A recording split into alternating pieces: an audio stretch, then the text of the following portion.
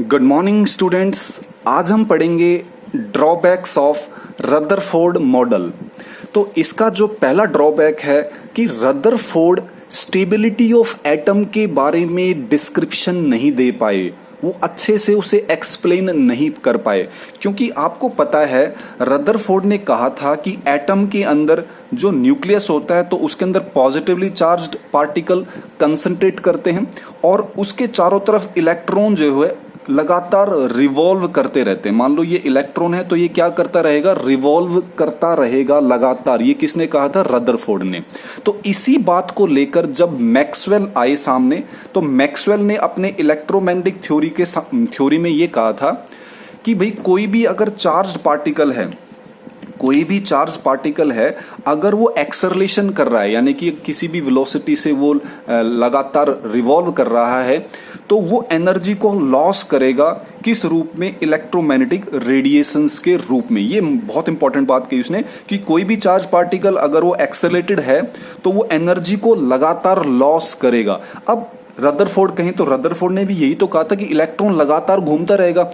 अब इलेक्ट्रॉन क्या होता है? इलेक्ट्रॉन जो है ये चार्ज पार्टिकल है। ये क्या है? चार्ज्ड पार्टिकल है। क्योंकि आपको पता है भी इलेक्ट्रॉन के ऊपर नेगेटिवली चार्ज पार्टिकल होता है। तो ये यहां पर इलेक्ट्रॉन जब रिवॉल्व कर रहा है तो ये एक्सेलरेटेड चार्ज पार्टिकल हुआ ना। तो इसका मतलब इलेक्ट्रॉन भी जब रिवॉल्व करेगा, जब रिवॉल्व करेगा तो ये भी अपनी एनर्जी को कंटिन्यूअसली क्या करेगा? लॉस करता रहेगा।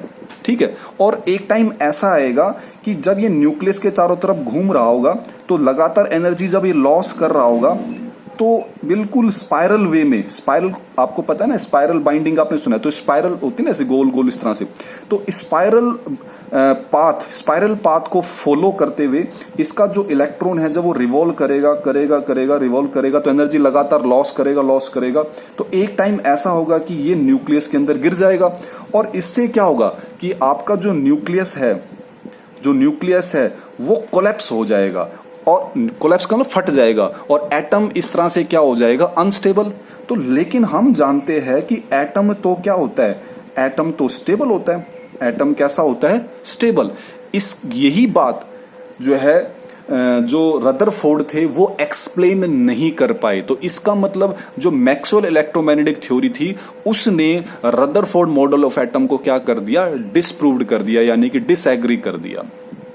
उसके बाद इसका अगर हम सेकंड लिमिटेशन पे देखें तो सेकंड लिमिटेशन में हम जब हाइड्रोजन स्पेक्ट्रम को पढ़ेंगे तो हाइड्रोजन स्पेक्ट्रम में क्या होता है? कुछ डेफिनेट लाइंस आते हैं, कुछ कैरेक्टरिस्टिक्स लाइंस आते हैं जिनकी डेफिनेट वेवलेंथ होती है। तो उन डेफिनेट लाइंस की एग्जिस्टेंस को रदरफोर्ड नहीं समझा पाए। क्योंकि रदरफोर्ड के अनुसार तो इलेक्ट्रॉन लगातार एनर्जी को लॉस करता है और अगर इलेक्ट्रॉन लगातार एनर्जी को लॉस करेगा तो हाइड्रोजन स्पेक्ट्रम जो आना चाहिए था वो कॉन्टिन्यूअस आना चाहिए था। वो कैसा आना चाहिए था? कॉन्टिन्यूअस। ये ध्यान रखना आपने, ठीक है? कॉन्टिन्यूअस आना चाहिए। कौन? Hydrogen spectrum. लेकिन हाइड्रोजन स्पेक्ट्रम जो होता है वो तो डिसकंटिन्यूअस होता है। कैसा होता है? डिसकंटिन्यूअस। ये आपने ध्यान रखना है। हाइड्रोजन स्पेक्ट्रम कैसा है? डिसकंटिन्यूअस है। तो रदरफोर्ड के अनुसार तो हाइड्रोजन स्पेक्ट्रम कैसा आना चाहिए? कॉन्टिन्यूअस। इसीलिए वो फेल हो गया। Definite lines in hydrogen spectrum में जो एग्जिस्टेंस था उस बात को पता लगाने में, एक्सप्लेन करने में। ठीक है। तीसरी बात, ये कोई इंफॉर्मेशन नहीं दे पाया कि जो इलेक्ट्रॉन्स जो है न्यूक्लियस के चारों तरफ किस तरह से डिस्ट्रीब्यूटेड होते हैं और उन इलेक्ट्रॉन्स की एनर्जीज क्या है, उन इलेक्ट्रॉन्स की जो है एनर्जी क्या है और वो कैसे डिस्ट्रीब्यूट होते हैं। इन बातों को भी जो है रदरफोर्ड नहीं समझा पाए। तो ये कुछ लिमिटेशंस थी जो हमने रदरफोर्ड की पढ़ी। सबसे इंपॉर्टेंट है पहली जो आपको ध्यान रखना है कि could not explain the stability of atom.